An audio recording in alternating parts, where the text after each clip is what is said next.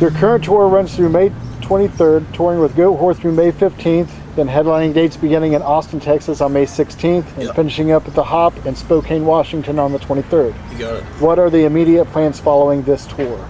We're going to take a little bit of a break and start writing for our new record when we get home. And I think you got a date in Finland in the fall, correct? Yeah, following that little sort of writing break, we're going to go do a couple festivals in Europe. One in, as you mentioned, one in Finland and then one in London, Bloodstock.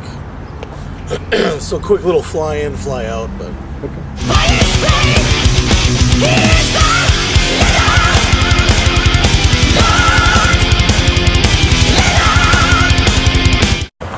Because you'll be involved in a festival. We did Vakken in 2008, and that comes to mind as a really awesome festival one. And then there's like smaller shows, like on my I think it was my 36th birthday. Oh, no, sorry. It was in my 30s or whatever, but I'm still in my 30s. Let's just say 34. I got to play Piranha, the song Piranha, with Exodus on my birthday. So that's one of the highlights of my life, actually. Yeah, exactly. But, I guess that comes to mind. There's a lot of awesome tours I've been on, really lucky to be on, and those are two that come to mind. Okay. There's a lot. I like to play, warm up a little bit beforehand. Otherwise, it's a day by day thing. If I didn't get much sleep, I'll try and have a nap. Or find some Vietnamese soup. I like to do that. What's your favorite road jam? Do you have a favorite CD or anything to listen to while traveling? I like to listen to it all. I'm a firm believer that music's like food. You can't just survive on one thing, right? Exactly. So do you have a favorite song to perform live, though? One of your songs? Right now, let's see. We got a song called Dark Messenger off our latest record, Long Live Heavy Metal. I like playing that one lately. It changes all the time, On a tour like this, we'll change our set list up a little bit, but there'll be some songs that we want the people to hear from the latest one, Exactly. That's one of them right now. It's a good rock and jam. Is there a specific song right now that really gets the crowd into it? Let's say off the new CD, is there a favorite with the crowd? Well, like the two video songs, like Metal Woman and Leather Lord, because they're a little more, known. Because online, our fans have, heard that song quite a few times, as opposed to some of the deeper cuts on the records. But generally speaking, like Deadly Sinners and Goat Rider's Horde is the type of stuff that the fans will give us shit if we don't play those, So those ones get the crowd pretty amped up. Any crazy stalker fan stories or bad promoter stories you'd like to share? The bad promoter ones I'll keep to myself because... Don't want to burn any bridges. Well, I've burned some bridges, but that's just sort of part of the business part. Yeah. I don't really complain about what I'm doing because it's just part of the deal. The crooked, a lot of crooked people. There's sharks in the water, as they say. But I didn't mean to though. I've never had a stalker. I like to tell people that I do. I'll be honest with you. But I'll just be like, man, the women, they gotta take a number, But it's not true. I'm pretty low key. I'm always hanging out with the people anyway, so there's easy access to this guy. So, what's your opinion on this new VIP meet and greet thing I see going on last couple of years here? It seems to be getting big, where you pay $100. I mean, well, to me, it takes a little bit of the fun out of it. I mean, well, for you guys, you guys would make more money, of course. We don't if people would subscribe fight. to that type of thing. Like I said, if you want to meet us, just take a walk around the venue. You know. But we've been involved in tours where that's sort of like festival type tours where it's a mandatory thing. And it's really up to the person. If you want to pay $500 to meet Kiss, you know, you're gonna do that. Yeah. You know, maybe if I was loaded, I'd maybe do that to meet Rush. You know, but I've been in situations where there's like headlining bands charging that shit. Yeah. And the guy that the kids all want to meet doesn't even show up. So I think a lot of people know who those type of bands are. And I get a thumbs down for that one. Yeah. I think that it just, you know, it depends what kind of person you are. It all comes down to the individual. Excuse my voice. I was screaming my head off yesterday. So have you been writing any material on the road, or do you prefer writing in a relaxing situation like at home? Or I kind of prefer both. Okay. You know, when it's time to write, I'll at home. It's a little more regimented, but on the road, you know, I every day at least have to try and find some kind of solitude just to play. And sometimes, you know, things just happen. You know, anyone who plays, whether beginner all the way to, you know, professional good players, will tell you that music just happens sometimes. You know, it comes out of nowhere. So yeah, you just get an idea, you jot it down or save it on your phone. Yeah, or hopefully muscle memory will take care of that. Yeah, I've lost that long ago. Sometimes, yeah, sometimes no.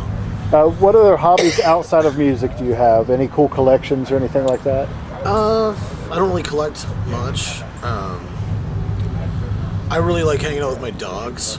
I started, my wife and I started a non-profit organization supporting the spaying and neutering of pets in my community. Okay, I was going to ask you about that. Okay. Did a lot of research, and I'm from Canada, I'm from Vancouver.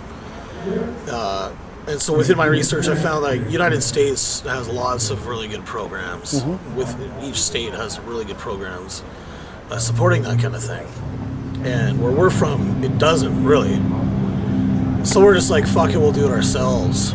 So it's it's about five of us started it, and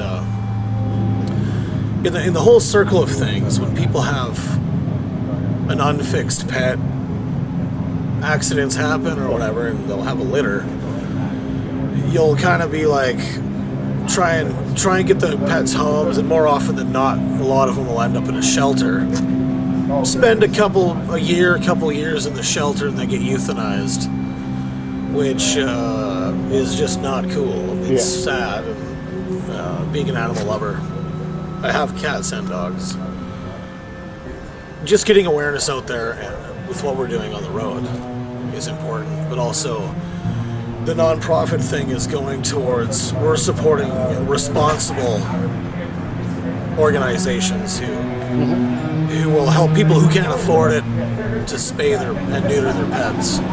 Now, is there a website for that, or is there a link from the 3 Inches of Blood website for? There is. Okay. And there's also an Instagram account too. Okay. I kind of chronicle what we're doing on the road to that. Okay. But it's called Neuterhead, Ace of Spades.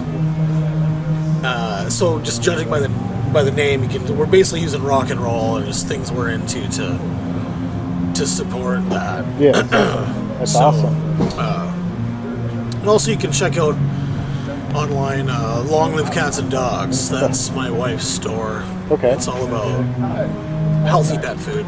Okay, that's And awesome. you can get information about why you shouldn't buy certain things for your pets, because they'll live a lot longer. It's all about health, and you know, pets are awesome and part of our families. Like, we all, you know, love pets. So. That's awesome. So that's that. What is your earliest memory of music? Like your first album you ever purchased or received? Do you remember that at all? I have lots of early memories. My dad's is a bluegrass musician, and he's really into, you know, like folk music and stuff. So I grew up around that kind of stuff. So it's like really early stuff. my first album I actually just think of when I think of that is, and he just passed away, it's a George Jones record where he's got that just, perfect hairdo and those big sideburns. When he had brown hair. I have no idea what that record was called, but that and Willie Nelson's Christmas record, that's what I remember. First memories, but fast forward until when I got into rock and roll, there was a compilation record on vinyl called Masters of Metal by a Canadian label. But it had a lot of awesome stuff, like The Trooper by Iron Maiden was on that, Tom Sawyer by Rush was on it, Rainbow was on it, a bunch of bands. And then my first record I bought by a band was 1984 by Van Halen. And my older sister got me into AC/DC, and that was pretty much it. I was a huge Kiss Army freak, so hey, check out my shoes, man. Yeah, Destroyer was my first album when I was like 7 years old. So right on, man. I love Kiss too. Yeah, I got to see him on the reunion tour. Never got to see him in makeup, the first time. So my first time seeing him was in 1988. Oh wow, was the first time I saw them. Slayer, first time 1991, February 1991 for Slayer. One of my favorite bands. First time I saw Slayer was like 1990. Clash of the Titans. Yeah. Okay. Cool. Do you find yourself more open to listen to other genres of music as you've gotten older? Absolutely. Okay. And I reference the whole food, music's like a food thing. And I try and convey that when doing this kind of thing and being asked that. But I think that comparatively, it's like you're malnourished if you only eat ham sandwiches only, or you only eat onion rings. You're gonna get sick, and just your complexion's gonna be great because you're not getting what life has to offer in the way of food. So, with the music thing, I think it just depends on your mood. It just depends on the day and what makes you feel good. If you're down, some music will resonate with you, and it'll either bring you up or just keep you down, and you're happy that way or whatever. Music's always been a big part of my life. It helps you through a lot of the tough times. Yeah, it really it's does. the soundtrack to our lives. So I don't subscribe to the elitism with a heavy metal, I went through that, where I grew up in the 80s, and you don't want to let your friends know that you listen to, say, like Barry Manilow, so you're like, dude, I don't listen to that shit. Well, that's the adolescent part of growing up. You don't want which is fine, because there was a time where it was Metallica, Slayer, or nothing. I didn't like Megadeth. I didn't like anything else but those two bands. But you don't actually develop rational thought until you're like in your 20s, early 20s. So when kids come up to me and tell me they hate my band, it's kind of funny because it's like, well, I was that kid. You know what I mean? Like, I fucking hated Megadeth for some reason. Well, and you weren't allowed to like Megadeth because Dave got kicked out of Metallica. There was that thing, so I'll back it up. I know why I didn't like him, but it's like you get older and then you realize you don't need acceptance from a group of people that you don't even know. Yeah, exactly. And so all you kids out there, just don't sweat it. All that shit will end. All the popular kids in high school now, as soon as high school's done. Is there a certain song or band that you associate with key moments of your life? Like, yeah, for sure. Like the first time you got wasted ass drunk. Not that, but there's key moments of just when I first got my driver's license. It was at the time I was really into Blues for the Red Sun by Kaya. It was like high school, so it was Kaya's Pantera and Black Sabbath. Me and my friends were really into, the 70s Black Sabbath in high school. So those three bands that remind me of that, get in your car, just complete freedom, And there's that, and just You know that Three-Legged Dog, Alice in Chains record? Okay. The first song on that record reminds me of, like, you know, really getting laid once. That's when I was young. That was a really candid thing. I don't usually say that kind of stuff. But, you know, first time I heard, and I'm not saying this because it's kind of hip kind of thing to say. I'm saying it because it's a fact. But when I first heard Rain and Blood, the record, when I first heard Angel of Death, that was pretty, as a guitar player, kind of like a real changing moment with me. Yeah. The same way when I first heard Master of Puppets. It was kind of like in the same year. I was 11 years old. You know, it set the bar very high. So it was like, yeah. How can fans keep up to date on 3 Inches of Blood News? You got the Facebook, Twitter? Right now, yeah, we kind of lost our domain name, so we don't have a website currently. Okay. We're getting one back, but Facebook is the most on the road. Cam, our singer, is constantly updating that. So, and that's Facebook/3IOB, I believe.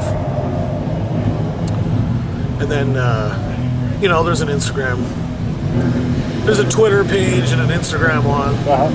I've never. It's really done easy the to find Instagram if you thing. Google that stuff. Google's a wonderful tool, isn't it? I find it's easier to Google stuff. Tell people to Google it. Because really, if I go, well, it's Twitter / this and this, no one's listening to me. Like, I don't listen to that shit when people say that. So how Google accurate? it. If How you really accurate want is to your find out. Wikipedia? How accurate is your Wikipedia? Have you ever read your Wikipedia It's page? terrible. Because I know anybody can edit it, so you can just throw some. Oh yeah, and I was anticipating, like, you know, I've never met you, and this happens often where, I mean, we're 3 Inches of Blood. We're not like a super popular band. So when magazines send someone out to interview us, or some blog or some shit, you can tell where that person is into what we're doing, or just heard of us that day, hit up Wikipedia, write 5 or 6 questions, and then here we are. And so I always like to say, when I can tell that's what they did, I'm like, okay, what we're going to do is, you're not going to ask me any questions from Wikipedia, and then we'll have a good interview, right? Yeah. And then that will go good or bad, depending on that. But the Wikipedia one's horrible. And I've personally written Wikipedia. I don't know how to change it, but I'll unedit stuff. I'll unedit stuff. Like it's all about. It's nothing current on there. Yeah. It's all about how, you know, almost 7 years ago, one of the original vocalists left. Okay, 7 years ago, and then we had a drummer for about a year and a half who got kicked out of the band. But according to Wikipedia, it was because of this one situation. And there's really no drama. But Wikipedia creates all this nonsense, right? It's, you know. Yeah, I think people just change it just to fuck with everybody. It's the internet, man. Yeah. And it's not like I'm like, oh my God, like, false information coming from the internet. Absurd. You know, it's the fucking internet, you know? Anyway, you're on the internet right now. So with, you know, MTV's such a failure now, do you think that YouTube is the best source for your videos, interviews, and stuff like that? Of course. It's crazy how times. I mean, you know, I was an MTV kid, you know, in the early '80s. I mean, it was awesome. When they actually played music. I'm from Canada. We had Much Music, which was about 75% as cool as MTV as far as what they played. They had a heavy metal show called the Pepsi Power Hour. I remember that, yes. And then, just like Headbangers Ball, the Pepsi Power Hour turned into the Power 30. Same way with Headbangers Ball. And then the Power 30 was on, instead of 5 days a week, it was on 1 day a week. And then they changed the name again, and it was on 1 day a week at like 1 o'clock in the morning, and then it just went away. Yeah, I remember Headbangers Ball being midnight to 3 a.m. and then they changed it to weekdays at like 4 p.m. or something like that because I remember Dee Snider hosting it for a while. Yeah. So, and then they just, and then MTV actually bought out Much Music, right? I'm pretty sure, and then that's what destroyed Much Music because too. now if you it's a carbon copy of MTV because now it's just reality shows. Well, that's how I got tonight, and it's chilly, and you got to go on soon. Yeah, I'm going to play a show now. I really thank you for your time, and yeah, thank you. Hopefully this gets people out and check out your shows. Yeah, and good questions, man.